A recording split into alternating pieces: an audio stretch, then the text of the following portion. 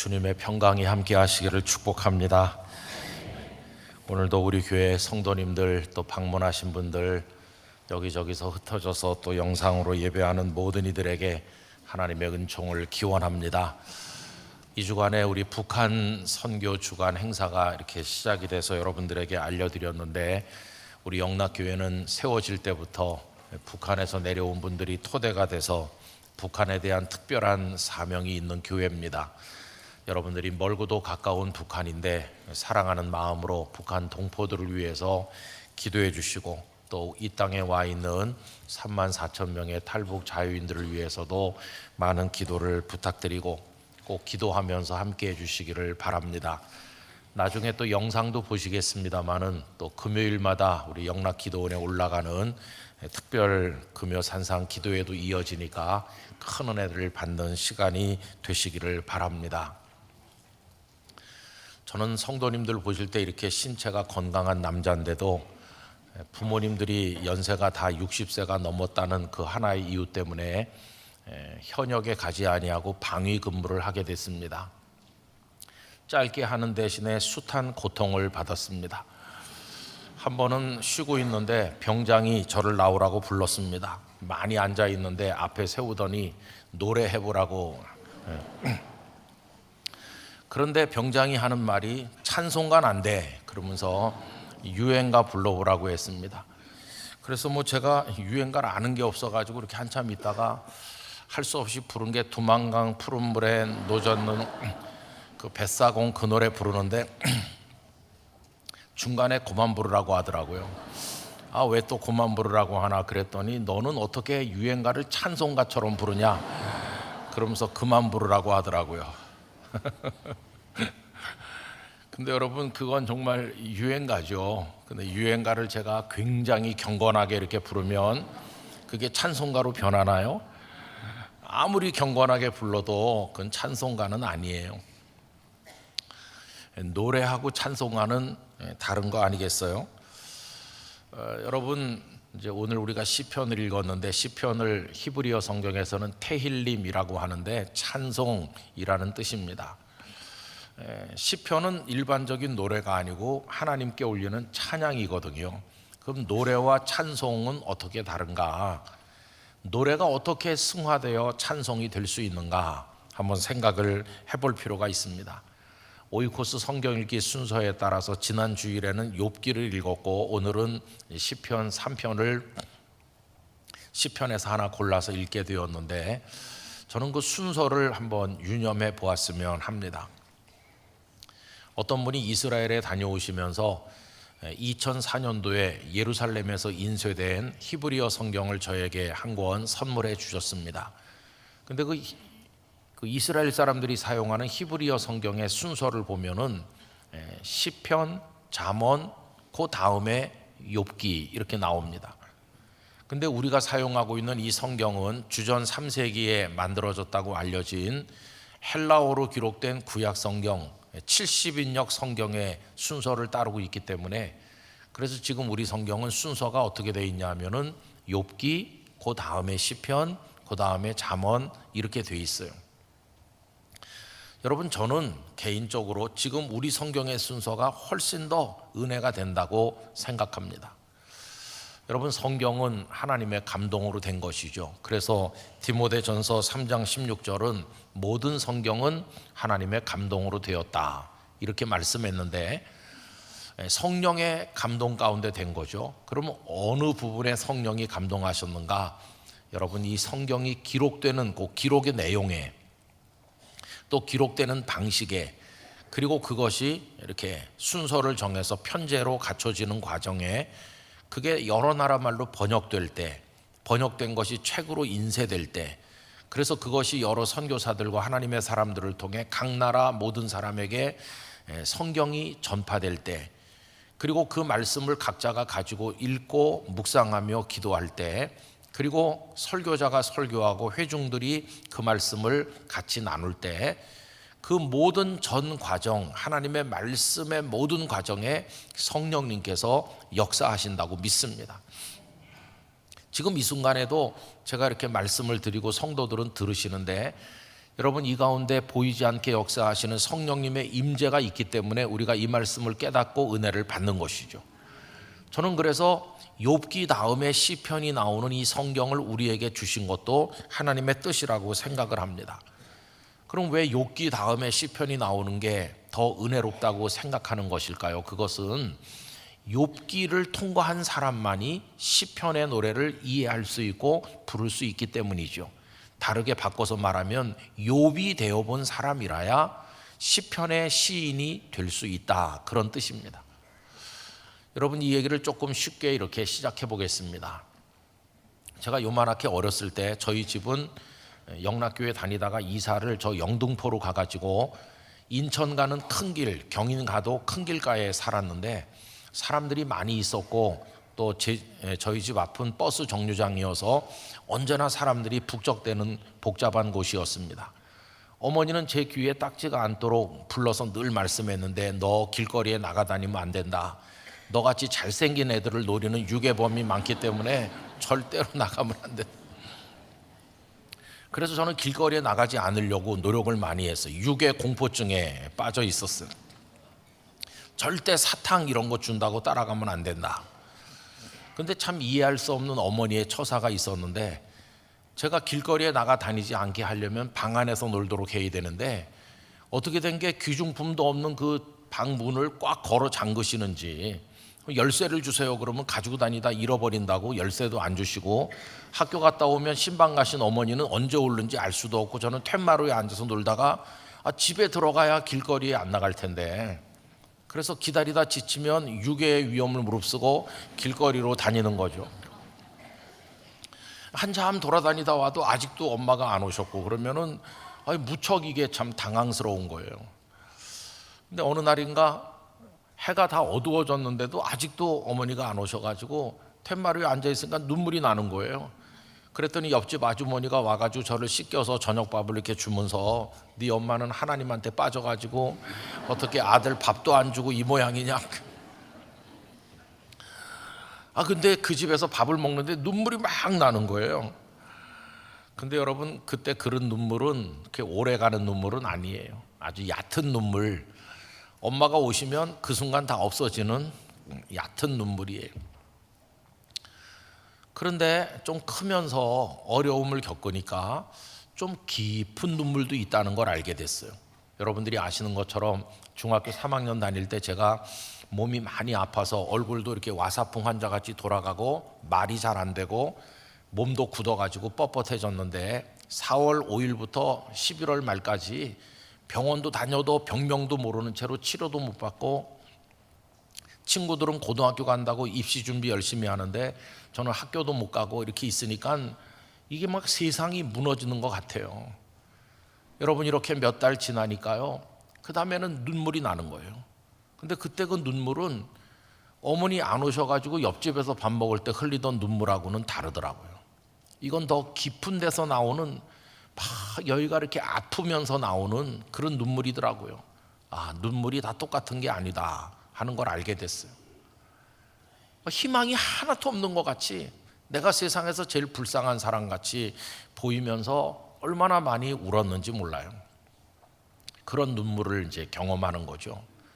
하루는 누워서 자는데 뭐가 얼굴에 떨어지길래 가만히 보니까 캄캄한 밤인데 어머니가 제 위에 고개를 숙이고 울면서, 하나님 차라리 나를 데려가시고 이 아이를 살려주세요, 이 똑같은 기도를 1시간이나 반복하면서 어머니 눈물이 제 얼굴에 떨어지는데, 저는 잠든 척하면서 가만히 있는데 제 눈에도 눈물이 흐르고, 그때 그 어머니의 눈물과 제 눈물은 깊은 데서 나오는 눈물이죠. 탄식, 절망, 좌절, 그런 거죠. 그러다가 11월 말에 정말 하나님의 기적이 제게 일어나가지고 제가 온전하게 나았거든요. 그리고 나서는 내가 말을 할 수 있네, 물을 먹어도 흘리지도 않고 내가 말도 할 수 있고 이렇게 움직일 수도 있구나, 그러면서 거울 앞에서 막 이렇게 움직이면서 그때 또 눈물이 나더라고요. 그때 눈물은 막 기뻐서 나는 눈물이고 감사해서 나는 눈물이에요. 여러분, 이런 눈물은 깊은 데서 나오는 눈물이에요.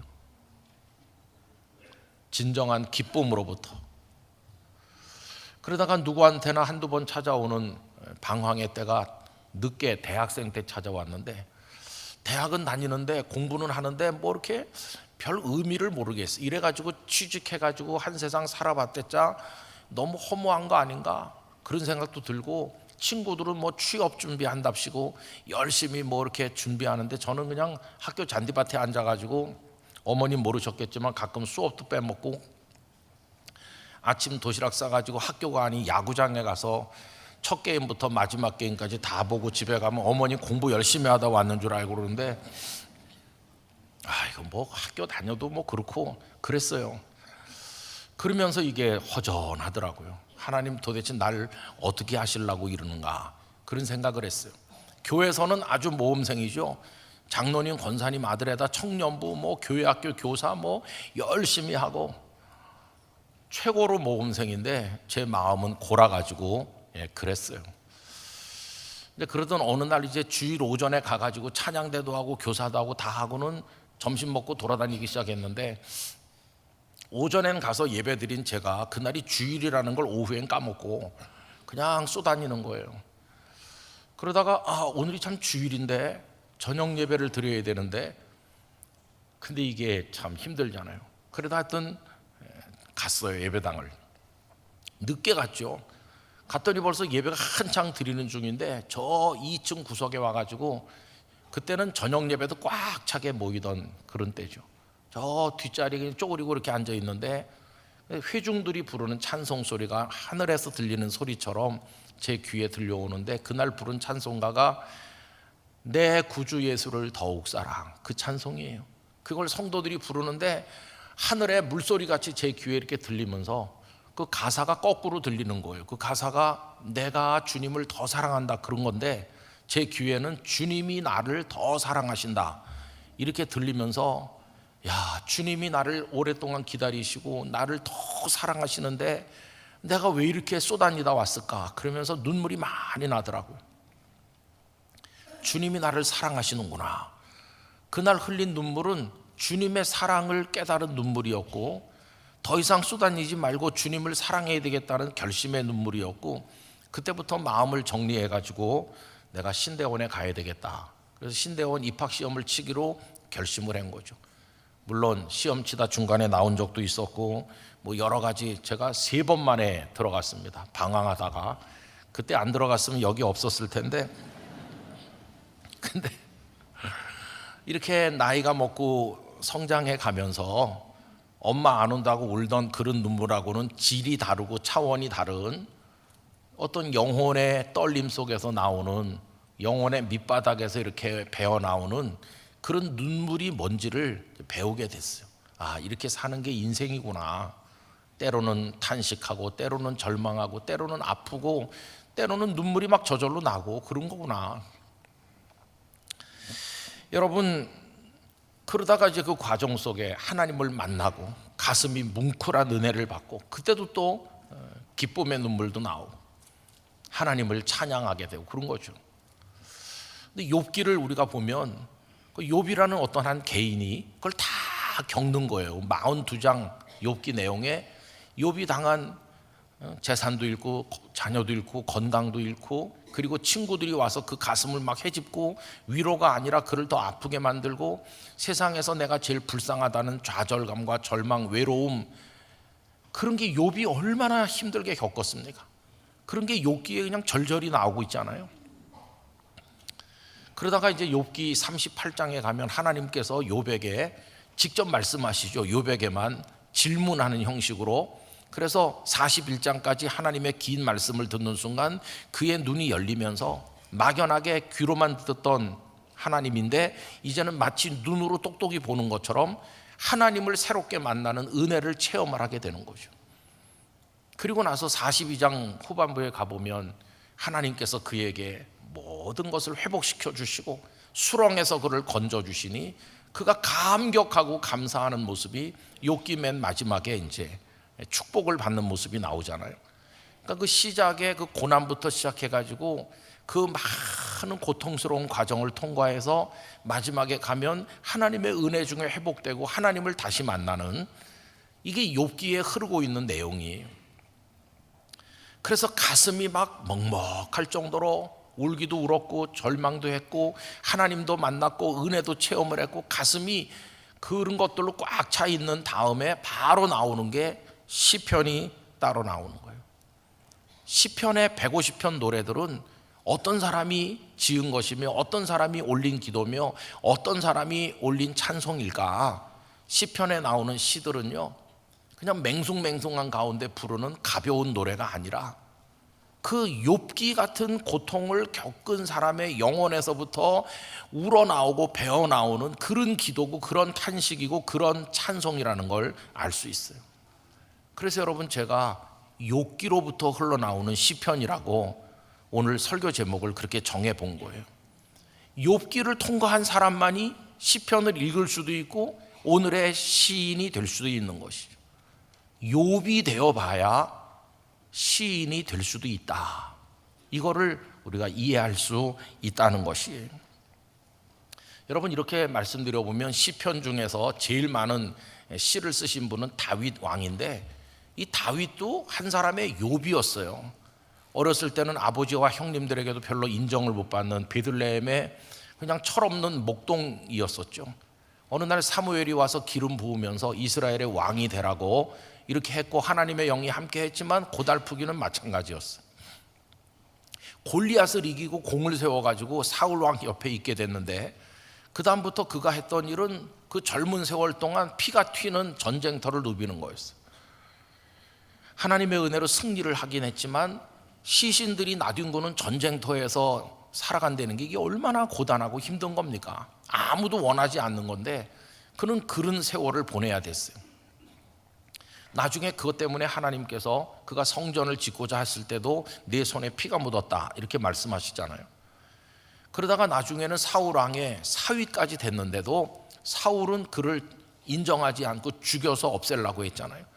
집요하게 추적대들이 그를 찾아다녀서 뭐 톡을 해서 들판에서 노숙하고 다른 나라로 망명하면서 언제 목에 칼이 들어올지 모르는 그런 지경에 떨어지고 보니까 뭐 다윗이 욥보다 더한 고통을 겪는 거예요. 아, 다윗도 욥이었구나. 긴긴 세월을 한 사람의 욥처럼 그도 고단하고 눈물 흘리고 좌절하고 외롭기가 짝이었고 하나님 앞에 절규하고 탄식하면서 죽음의 위기를 넘나들면서 아, 욥도 고통이 깊었다고 그랬는데 다윗도 또 한 명의 욥이었구나. 여러분, 그런 중에서 다윗이 그 욥의 고통을 겪는 중에 하나님 앞에 부르짖은 기도가 시편에 얼마나 많으며 하나님 앞에 절망한 기도들, 하나님을 향해서 부르짖는 탄식들, 뭐 그런 게 얼마나 많아요. 그러면서 거기서 하나님의 구원을 앙망하는 그런 마음들, 하나님께서 그를 보호해 주시면 그 고통 속에서도 하나님을 찬양한 게 있고, 그런 다윗을 나중에 하나님께서 이스라엘의 왕이 되게 하셨는데 그때 올린 감사의 노래들이 또 얼마나 많아요. 그런가 하면 그가 바세바를 범하고 남편 우리아 장군을 죽이면서 악행을 저질러서 스스로 멸망의 웅덩이를 파고 거기 빠졌을 때 그때 눈물로 통해 자복하면서 하나님의 용서를 구하는 노래, 그런 게 또 성경에 나오잖아요. 그러다 마지막에 그 모든 환난으로부터 건짐받은 다음에 하나님 앞에 감격하는 찬양도 나오고, 그 중에 이제 오늘 읽은 시편 3편은 그런 많은 고난 중에 하나님 앞에 몸부림치면서 지은 시편 중에 하나가 오늘 3편인데, 오늘 이 시편도 만만한 중에 저절로 부른 가벼운 노래가 아니에요. 여러분, 오늘 그 3편은요 어떻게 표제어가 되어 있나 한번 보세요.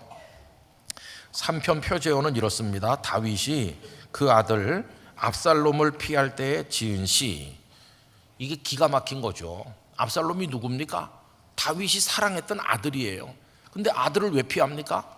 아들이 왕 자리를 빼앗으려고 아버지의 심장을 칼로 겨누니까 야반 도주해서 도망치는 신세가 된 거예요. 이 땅에 어느 아버지가 아들의 칼을 피해서 도망을 가겠습니까? 근데 다윗은 떨어지다 못해 그 지경까지 떨어지면서 그의 그냥 창자가 끊어지는 것 같은 그 슬픔과 고통 가운데서 우러나왔던 눈물의 시가 이 시편 3편이라는 걸 알 수 있어요. 다윗도 한 사람의 욥이었고 그 고통을 겪으면서 몸부림을 치는 눈물의 그런 고통을 겪었기 때문에 이런 시들을 하나님 앞에 올릴 수 있었구나. 욥기 다음에 시편이 나오는 거야. 이런 생각을 가지게 된 거예요. 그럼 여러분, 오늘 샘플로 3편을 읽었는데 이 3편에 나오는 내용들하고 욥기에 나오는 내용들이 어떻게 비슷하고 서로 통하는지 우리 한번 따져보려고 하는데요. 우선 오늘 본문 1절을 보면 다윗은 자신의 적이 많다고 얘기합니다. 1절 보십시오. 여호와여, 나의 대적이 어찌 그리 많은지요. 일어나 나를 치는 자가 많으니이다. 그냥 앞뒤 좌우에 다 원수들만 있는 거예요. 이게 다윗의 탄식인데 욥도 그랬어요. 욥도 다 나를 버리고 나를 무시하고 나를 거들떠보지도 않는다. 여러분, 욥기 19장 13절부터 제가 읽어보겠습니다. 나의 형제들이 나를 멀리 떠나게 하시니 나를 아는 모든 사람이 내게 낯선 사람이 되었구나. 내 친척은 나를 버렸으며 가까운 친지들은 나를 잊었구나. 내 집에 머물러 사는 자와 내 여종들은 나를 낯선 사람으로 여기니 내가 그들 앞에서 타국 사람이 되었구나. 내가 내 종을 불러도 대답하지 아니하니 내 입으로 그에게 간청하여야 하겠구나. 내 아내도 내 숨결을 싫어하며 내 허리의 자식들도 나를 가련하게 여기는구나. 어린 아이들까지도 나를 업신여기고 내가 일어나면 나를 조롱하는구나. 나의 가까운 친구들이 나를 미워하며 내가 사랑하는 사람들이 돌이켜 나의 원수가 되었구나. 애들도 어른들도 남자 여자 할 것 없이 자유인도 종들도 친구들도 친척들도 다 나를 조롱하고 심지어 아내도 내 숨결조차 싫어한다. 그러니 이 다윗이 나를 치는 대적이 많습니다 하는 것과 똑같잖아요. 같은 흐름이에요. 또 오늘 본문 2절에서 다른 사람들이 다윗을 보고 이제 구원받지 못할 거라고 말한다는 거죠. 시편 3편 2절입니다. 많은 사람이 나를 대적하여 말하기를 그는 하나님께 구원을 받지 못한다 하나이다. 모두 다 손가락질하면서 이제 다윗도 끝났어, 하나님이 버리신 거야, 이렇게 조롱하는데 욥도 친구들에게 그런 비난을 받는 거예요. 한 군데 예를 들어서 읽어보면 욥기 20장 27절에서 29절, 친구 중에 한 명이 소발이 하는 말이 이렇습니다.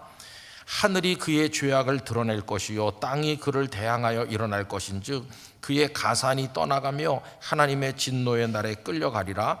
이는 악인이 하나님께 받을 분깃이요 하나님이 그에게 정하신 기업이니라. 친구 욥을 악인이라고 그러면서 재산이 다 없어지는 거고 하나님이 너한테 벌 주는 거고 하나님이 너를 구원하실 거야, 이렇게 위로해야 되는데 친구가 와서 한다는 말이 이런 말이에요.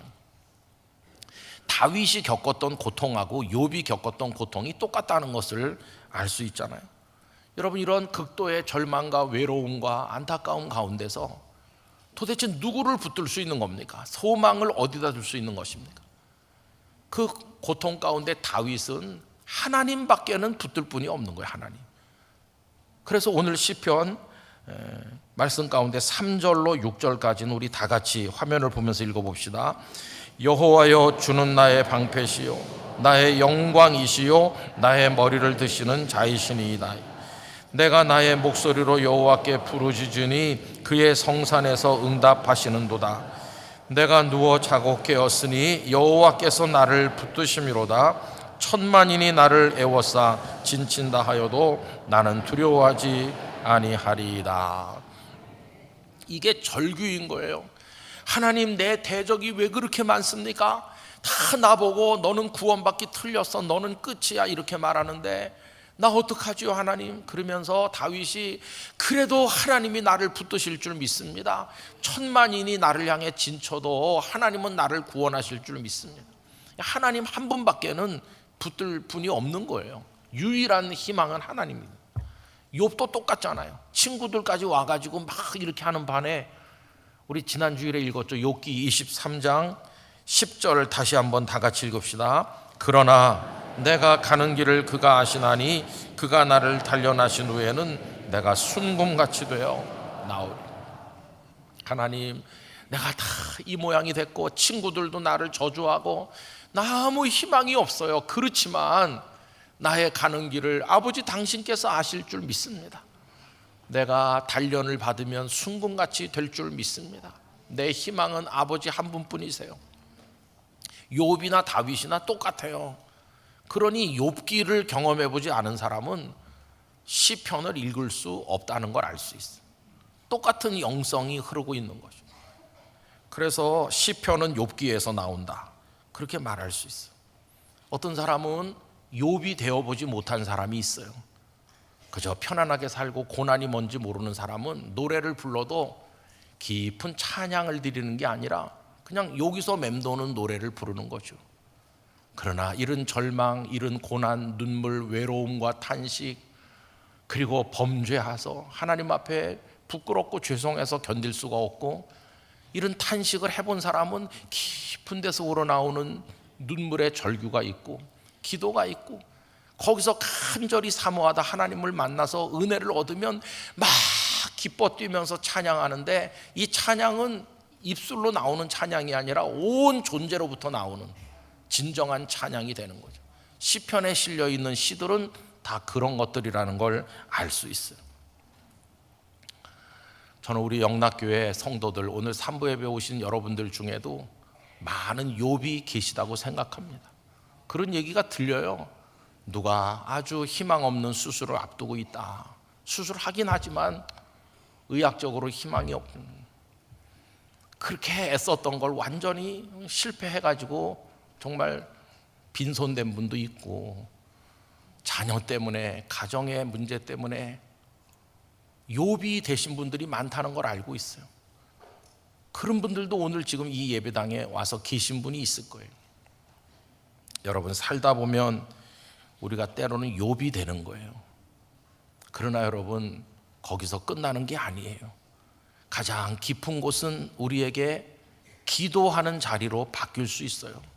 가장 깊은 그 자리는 하나님의 은혜를 갈망하는 자리가 되는 것이고, 거기서 하나님을 만날 수 있는 줄 믿습니다. 여러분, 욥기를 잘 통과하셔서 멋진 시를 지어 하나님께 올리는 다윗 같은 시인이 되실 수 있으실 거예요. 그 깊은 자리에서 부르짖으시길 바랍니다. 시편 130편 1절 2절에 이런 내용이 나오죠. 여호와여, 내가 깊은 곳에서 주께 부르짖었나이다. 주여, 내 소리를 들으시며 나의 부르짖는 소리에 귀를 기울이소서. 이 사람이 깊은 데 떨어지지 않았더라면 기도 안 했을 사람인데, 깊은 데 떨어졌기 때문에 기도하는 거예요. 여러분, 요나도 다시스로 가는 배를 타고 니느웨로 안 가고 도망치다가 배에서 던져져 가지고 물고기 뱃속, 멸망의 그 뱃속에 들어갔잖아요. 그보다 더 깊은 곳이 어디 있겠어요? 거기서 이제 하나님을 찾는 거예요. 요나서 2장 1절 2절에 보면 요나가 물고기 뱃속에서 그의 하나님 여호와께 뭘 했죠? 기도하는 거예요. 기도하여 이르되 내가 받는 고난으로 말미암아 여호와께 불러 아뢰었더니, 고난이 아니었더라면 하나님 부르지 않았을 텐데, 고난으로 말미암아 여호와께 불러 아뢰었더니 주께서 내게 대답하셨고, 거기서 하나님을 만난 거죠.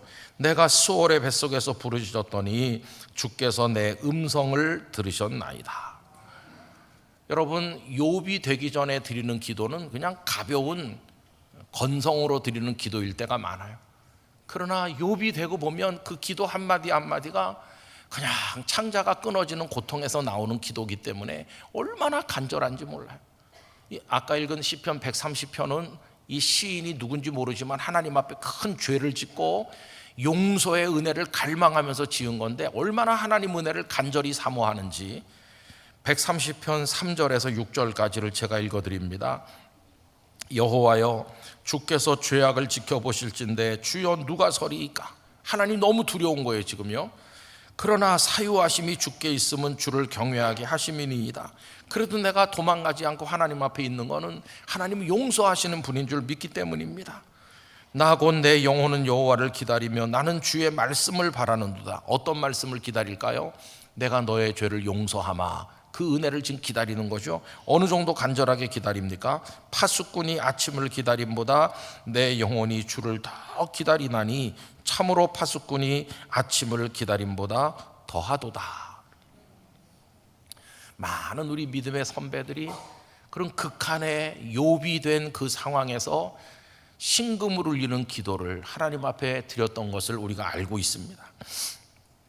이런 글이 있어요. 막사의 반쯤 열린 문을 통해 나는 보네포 목사가 죄수복을 벗기 전에 바닥에 무릎을 꿇고 자신의 주 하나님께 진심으로 기도하는 모습을 보았다. 나는 이 사랑스러운 사람이 기도하는 것을 보고 깊이 감명받았다. 얼마나 경건하든지 하나님이 그의 기도를 들으셨다고 확신하였다. 그는 형장에서 다시 짧은 기도를 드린 후 용감하고 침착하게 계단을 올라 교수대에 섰다. 나는 지난 50여 년간 일하면서 그토록 경건하게 죽음을 맞이하는 사람을 본 적이 없다. 피셔 휠스트롱이라고 하는 수용소 담당 의사가 우리가 존경하는 보네포 목사님의 생애 마지막 교수대 앞에 서는 모습을 이렇게 기록하였어요. 그분은 1945년 2차 세계대전이 끝나던 그해 교수형을 당해서 이 세상을 떠난 39세에 아깝게 떠난 목사님이시죠. 그런데 그 목사님은 그분의 마지막 해가 되었던 1945년 연초에 사랑하는 약혼자와 또 바깥에 있는 식구들에게 편지를 냈는데 그 편지 속에 긴 기도가 한편 들어있어요. 기도의 시죠. 지금은 그 긴 기도시를 좀 이렇게 다듬어 가지고 찬양으로 만들었어요. 우리나라에서는 이 찬양이 2017년 국가조찬 기도회 때 이제 불려졌는데요. 여러분들이 다 좋아하시는 선한 능력으로라고 하는 제목이 붙은 찬양이죠. 근데 그 찬양 가사는 이렇게 다듬어 갖고 심플한데 그 기도문은 조금 더 길어요. 제가 그 일부만 한번 읽어보겠습니다. 선한 능력에 언제나 고요하게 둘러싸여서 보호받고 위로받는 이 놀라움 속에 여러분과 함께 오늘을 살기 원하고 그리고 여러분과 함께 새로운 한 해를 맞이하길 원합니다. 옛것은 여전히 우리의 마음을 괴롭게 하고 어두운 날들의 무거운 짐은 여전히 우리를 누르지만 오 주님, 내몰린 우리의 영혼에 주님께서 예비하신 구원을 주옵소서. 주님께서 쓰라리고 무거운 고통의 잔을 가득 채워 저희에게 주셨으므로 저희는 그 잔을 주님의 선하고 사랑스러운 손으로부터 떨림 없이 감사함으로 받습니다. 그럼에도 주님께서는 저희에게 이 세상에서 기쁨과 빛나는 햇볕을 주기 원하십니다. 그러기에 저희는 지나간 일들을 회상하며 저희의 생명을 온전히 주님께 맡깁니다. 주님께서 우리의 어둠을 밝히신 촛불이 오늘도 밝고 따뜻하게 타오르게 해 주시옵소서.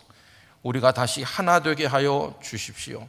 우리는 압니다. 당신의 빛이 밤을 비추고 있음을. 그 뒤에도 좀 한참 이어집니다. 여러분, 이런 아름다운 주옥 같은 하나님을 향한 기도, 눈물의 탄식, 우리 모두의 신급을 울리는 이런 게 어떻게 나오는 걸까요? 그거는 사형 선고를 받고 그 죽음의 날이 다가올 때 그 깊은 곳에서 고통받는 그거 없었으면 이런 게 나올 수 없는 거예요. 보네포 목사님도 욥이었구나. 욥으로 고통받은 끝에 이런 시를 지어서 하나님 앞에 올리고 오늘 우리에게 남겨주었구나 하는 것을 알게 되는 거죠. 여러분, 살아가시다가 욥이 되신다고 하면 거기서 포기하지 마시기 바랍니다.